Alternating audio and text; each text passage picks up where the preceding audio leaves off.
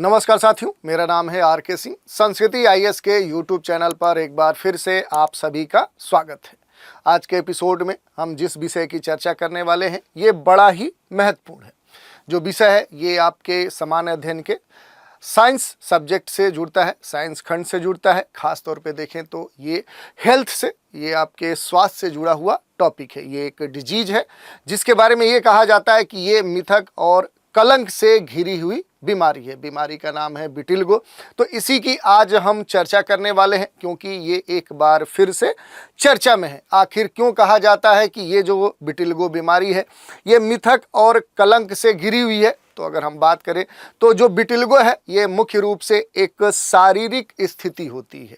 इसके दृश्य जो प्रभाव हैं वो अक्सर इससे जुड़े कलंक के कारण गहरे भावनात्मक और मनोवैज्ञानिक परिणाम देते हैं।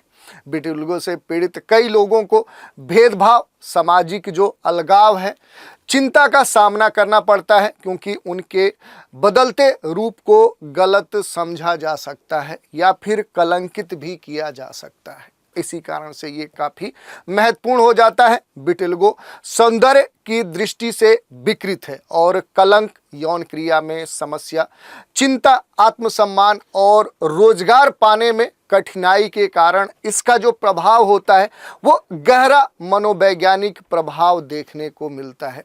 इसी कारण से कहा जाता है कि ये जो बीमारी है विटिलिगो ये एक मिथक और कलंक से जुड़ी हुई बीमारी है। तो इसी बीमारी की आज हम चर्चा करने वाले हैं। विटिलिगो क्यों है सामाजिक और मनोवैज्ञानिक एक घाव। चलिए बात करते हैं क्यों चर्चा में है। तो डाउन टू अर्थ में एक आर्टिकल आया है जहाँ पर अगर हम देखें तो यहाँ पर आपको देखने को मिलेगा Kannada film Billi Chukki Halli Hakki draws a attention to vitiligo a disease shrouded in myth and stigma. इसी के बारे में ये आर्टिकल दिया गया है जहाँ पर दिया गया है कि vitiligo social and emotional cost remains a significant challenge, however ongoing medical advances, growing public awareness and patient empowerment can break down this barrier.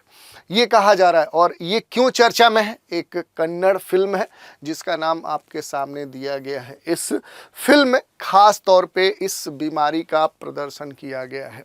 इस फिल्म में ये जो बीमारी है, ये जो त्वचा विकार है, इसके बारे में दर्शाया गया है और इसी कारण से एक बार फिर से ये चर्चा का विषय बनी हुई है क्योंकि जो नई कन्नड़ फिल्म है इसमें इस विटिलिगो बीमारी को रोग से एक तरह से देखें तो जो कलंक है इस पर पर्दा हटाने का प्रयास किया गया है।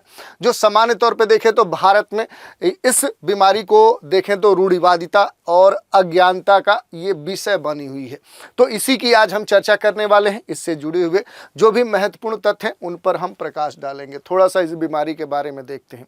यह बीमारी जो है ये एक दीर्घकालिक त्वचा विकार है और ये लंबे समय तक इसका प्रभाव देखने को मिलता है। ये तब होता है जब मेलेनिन के उत्पादन के लिए जिम्मेदार जो कोशिकाएं हैं, जो मेलानोसाइट्स हैं, ये नष्ट हो जाती हैं। उसके बाद इस बीमारी का जो प्रभाव है वो देखने को मिलता है। अक्सर अपने आसपास लोगों को इस बीमारी से प्रभावित आप देख सकते हैं और ये भी देख सकते हैं कि वो कितना पछतावा करते हैं, कितना परेशान होते हैं इस बीमारी से। अगर इस बीमारी के यानी विटिलिगो के कारण की बात करें तो ये जो स्थिति है, पहली अगर बात करें तो जो मेलानोसाइट्स है इसकी खराबी या इसके नष्ट, इसके विनाश होने के कारण ये उत्पन्न होती है क्योंकि जो कोशिकाएं हैं, जो सेल्स हैं, ये मेलानिन के उत्पादन के लिए जिम्मेदार होती हैं और यह वर्णक है जो त्वचा को उसका रंग प्रदान करता है। लेकिन इसकी अनुपस्थिति में, इसके विनाश होने के बाद फिर क्या होता है कि जो त्वचा का वर्ण है वो प्राप्त नहीं हो पाता है और फिर क्या है कि यही जो प्रभाव है इसी को हम विटिलिगो कहते हैं। ये एक डिजीज बन जाता है। तो ये हमने देख लिया। इसके अलावा अगर बात करें जो विटिलिगो है इसके कारण पर अभी तक क्या शोध हुए हैं, ये महत्वपूर्ण है। तो देखिए अभी तक इस बीमारी का सटीक जो कारण है वो स्पष्ट नहीं हो पाया है। अभी तक इसका पता नहीं चल पाया है। अभी तक जो भी शोध हुए हैं, इस पर जो भी रिसर्च हुए हैं, इस बीमारी के महत्व से जुड़े हुए जो कारण है, यानी आखिर ये क्यों होता है, इसे कैसे रोका जा सकता है, उसका पता नहीं लगाया जा सका है। लेकिन शोध से ये जरूर पता चला है कि ये स्व प्रतिरक्षी जो प्रतिक्रियाएं हैं और आनुवांशिक जो प्रवृत्तियां हैं और जो पर्यावरणीय कारक हैं उनके कंबाइन इफेक्ट के कारण ये परिणाम परिलक्षित हो सकता है। तो ये अभी तक कारण देखने को मिले हैं। स्वप्रतिरक्षी मामलों में प्रतिरक्षा प्रणाली गलती से मेलानोसाइट पर हमला कर देती है, जिसके परिणाम स्वरूप धीरे धीरे जो रंजकता है वो नष्ट होने लगती है। ये जो स्थिति है ये अक्सर छोटे छोटे आप देखेंगे शरीर पे धब्बे आपको शुरू होते दिखेंगे, धीरे धीरे धब्बे उभरने लगते हैं, जो समय के साथ धीरे धीरे कह सकते हैं इनका जो साइज है वो बढ़ते जाता है। इनका जो आकार है, जो स्पॉट हैं, जो धब्बे हैं, इनका आकार बढ़ते जाता है। पहले छोटे छोटे होते हैं, फिर बड़े हो जाते हैं। और त्वचा विशेषज्ञ ये बताते हैं कि संभावित जो ट्रिगर्स है उसमें जो ऑक्सीडेटिव कह सकते हैं जो तनाव है, वो शारीरिक आघात और गंभीर जो सनबर्न है या फिर रासायनिक जो जोखिम है इसे और बढ़ा सकते हैं, इसमें शामिल हो सकते हैं। इस कारण से ये जो समस्या है ये पहले से और गंभीर हो सकती है। तो ये बातें अभी तक कही गई हैं। इसके अलावा अगर विटिलिगो के प्रभाव की हम बात करें, इसके इम्पैक्ट की बात करें, तो देखिए इससे प्रभावित लोगों में रंगहीन धब्बे विकसित होते हैं। जैसा कि आपने देखा कि यहाँ पर अगर इमेज में आप देखें तो इस तरह के क्या है कि इस प्रकार के जो स्पॉट हैं इनका कोई कलर नहीं है। एक तरह से क्या है कि ये रंगहीन होते हैं, रंगहीन धब्बे स्पॉट विकसित हो जाते हैं जो शरीर के किसी भाग पर हो सकते हैं। ऐसा नहीं है कि चेहरे पर होंगे, कंधे पर होंगे, गर्दन पे होंगे, पैर पर होंगे, ये बॉडी के किसी भी पार्ट्स पर हो सकते हैं। प्रभावित लोगों में जो त्वचा है, बाल है, यहाँ तक कि मुंह की परत सहित शरीर पर कहीं भी रंगहीन जो धब्बे हैं, जो पैच हैं, ये विकसित हो सकते हैं।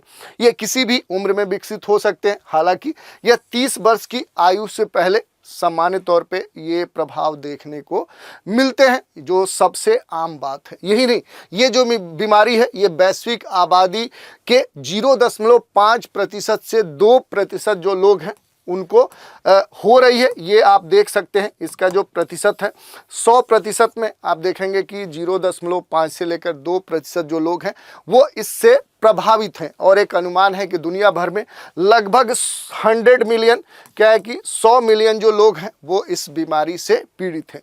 ये जो बीमारी है पुरुषों और महिलाओं में दोनों में समान रूप से होती है। ऐसा नहीं है, कुछ जैसे डिजीज़ होती हैं जो खास तौर पे पुरुषों में होती हैं, कुछ ऐसी बीमारियां होती हैं जो खास तौर पे महिलाओं में होती हैं। तो ऐसा नहीं है, ये जो बीमारी है ये पुरुष और महिला को समान रूप से प्रभावित करती है।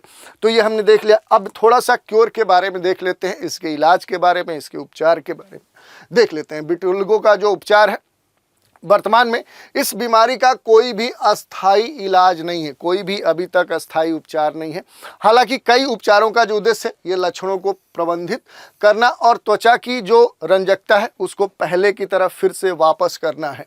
विकल्पों में जो सामयिक कार्टिकोस्टेरॉइड्स है, कैल्सिनुरिन है, अवरोधक है और जो फोटोथेरेपी है ये शामिल है, जो विवर्तता को धीमा करने और जो मेलानोसाइट्स हैं उसके पुनर्जनन को प्रोत्साहित करने में काम करते हैं। लेकिन अभी तक इस बीमारी का, इस डिजीज का कोई अस्थाई कह सकते हैं कि उपचार नहीं मिल पाया है। इस कारण से अभी भी ये लाइलाज बीमारी बनी हुई है और इसी कारण से इस बीमारी को कहा जाता है कि ये क्या है कि इस समय अपने समाज के लिए एक तरह से जो भी इससे प्रभावित लोग हैं वो उनके लिए ये एक कलंक है, एक मिथक है। और इस कारण से इस रोग से जो लोग प्रभावित हैं वो सामाजिक जो दबाव है उसको झेलते हैं और बड़े स्तर पे देखें तो कई प्रकार के जो क्षेत्र हैं वहाँ पर ये अपना 100% कह सकते हैं प्रदर्शन नहीं कर पाते हैं। तो ये बीमारी लाइलाज है और इसी कारण से ये जो बीमारी है ये सामाजिक और मनोवैज्ञानिक घाव के रूप में इस समय विद्यमान है और इसी कारण से इस बीमारी को मिथक और कलंक से घिरी बीमारी भी कहा जाता है। तो आज के एपिसोड में इस विटिलिगो बीमारी के बारे में हमने देखा कि आखिर ये बीमारी इस समय चर्चा में क्यों है, क्यों ये होती है, इसके कारण क्या है, इसके प्रभाव क्या है, इसके उपचार क्या है, इससे जुड़े हुए जो मामले हैं देश दुनिया में वो कितने हैं उनके बारे में हमने डिटेल से जाने। तो आज के एपिसोड में इतना ही। नए एपिसोड में एक नए विषय के साथ फिर मिलेंगे, तो आप हमारे साथ बने रहें। इसके लिए धन्यवाद।